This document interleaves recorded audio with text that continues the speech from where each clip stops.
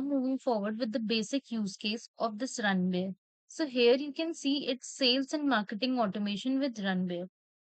So you can see in this image, according to this image, here it is a startup team which is automating their sales and marketing automation with Runway.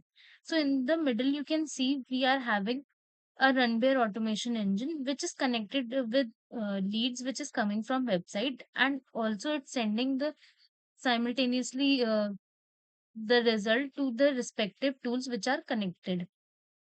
Here you can see that in Runway is getting the leads from website and it is sending it to email. In the same way, it is sending to the website, CRM, as well as Slack or WhatsApp. So here, what is going on?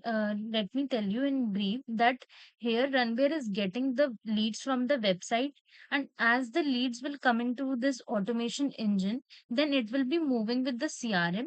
Like it will be saving the leads in the CRM and giving you a notification in the email that you got a new lead from the website, or it will be generating a weekly report from these leads which you are getting from the website.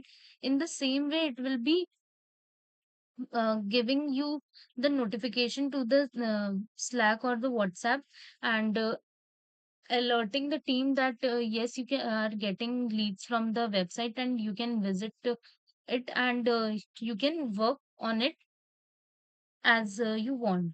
So here, the leads is automatically saved and then it is generated also, and on the same time, it is getting the notification to the team member as well.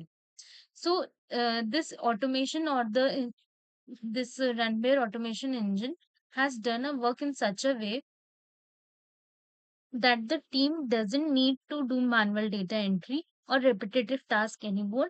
Instead, they can focus on entirely on serving customer and growing their businesses. Now we will be moving forward with the website of Runway, and we will be seeing that what are the use cases listed on their website and how can we explore their website and see different types of automations which we can use for our website as well.